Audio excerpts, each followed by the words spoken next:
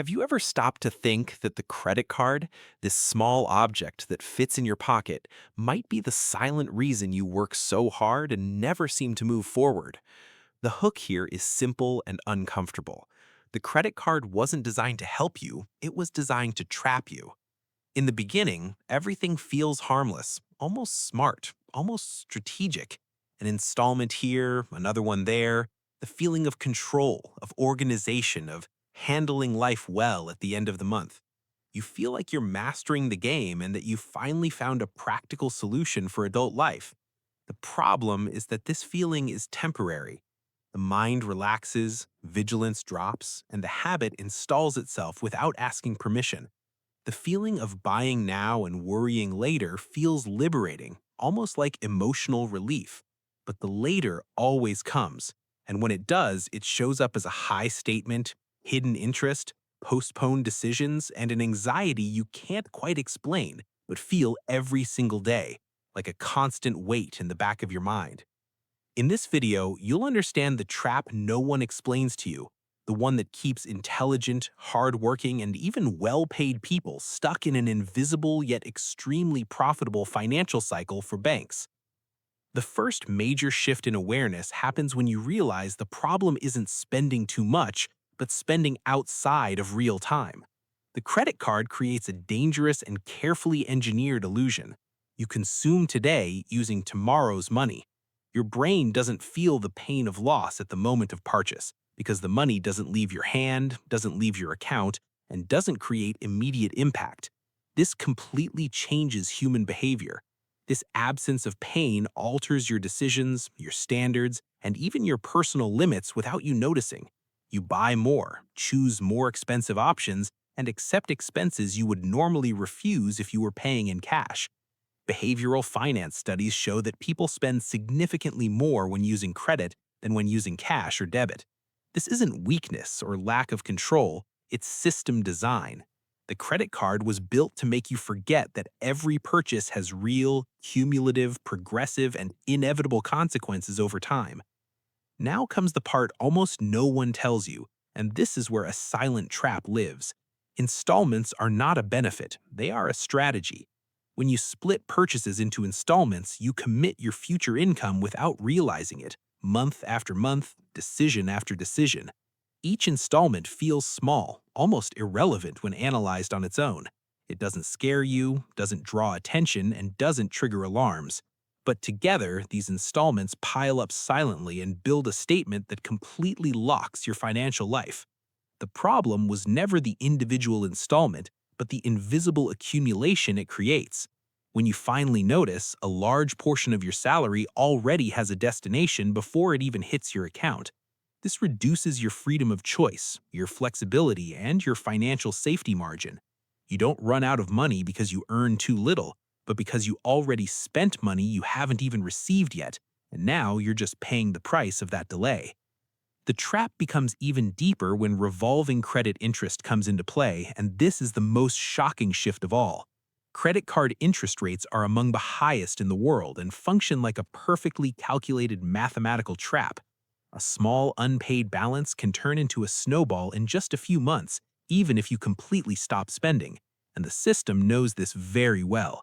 Revolving credit doesn't exist to help you in emergencies, it exists because it generates massive, predictable, and recurring profits for financial institutions. When you pay only the minimum, you're not solving the problem, you're renting the debt. And the longer you rent it, the more expensive it becomes. This is how small debts turn into long-term financial prisons, draining income, energy, and hope quietly while life keeps moving forward. There's also a deep psychological impact that almost no one directly associates with credit cards. The constant feeling of active debt generates stress, anxiety, and a permanent state of mental alert. You wake up already worried, go to sleep feeling unresolved, and live with your mind occupied by numbers. People in debt make worse decisions, avoid positive risks, and postpone important changes that could improve their lives. Many accept worse jobs, unfair conditions, and even toxic relationships out of fear of financial instability. The credit card, which seemed to offer freedom, actually removes options. It creates a false sense of security while quietly eroding your peace of mind. And the cruelest part is that all of this happens slowly, silently, and is socially normalized. Everyone uses it, everyone owes something, so it feels normal to keep going, even when it clearly isn't. Another rarely discussed but extremely destructive point is how the credit card sabotages any real attempt at financial planning. How can you plan for the future if part of your income is already committed to past decisions? The credit card breaks the basic logic of cause and effect. You consume now and pay later, but your mind has already moved on emotionally. This makes it harder to learn from mistakes, adjust habits, and create sustainable goals. The result is a cycle where you work to pay for the past, live the present under pressure, and unknowingly compromise the future. You're never truly in control of money's timing. It's a perfect cycle for the financial system, but deeply destructive for anyone trapped inside it, repeating the same pattern month after month without understanding why. You might be thinking now, so is the credit card the absolute villain? And here comes an important shift that completely changes the narrative.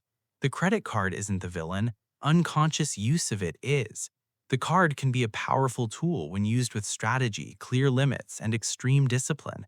It can organize cash flow, centralize expenses, and even generate real benefits when properly managed. The problem is that no one taught you this early on. The financial system doesn't profit from conscious, organized, and critical people. It profits from confusion, impulsivity, and lack of financial education. While you think the card is an extension of your income, it continues to be, in practice, a silent extension of your accumulated debt. The real trap, deep down, isn't the plastic, but the mindset that comes with it.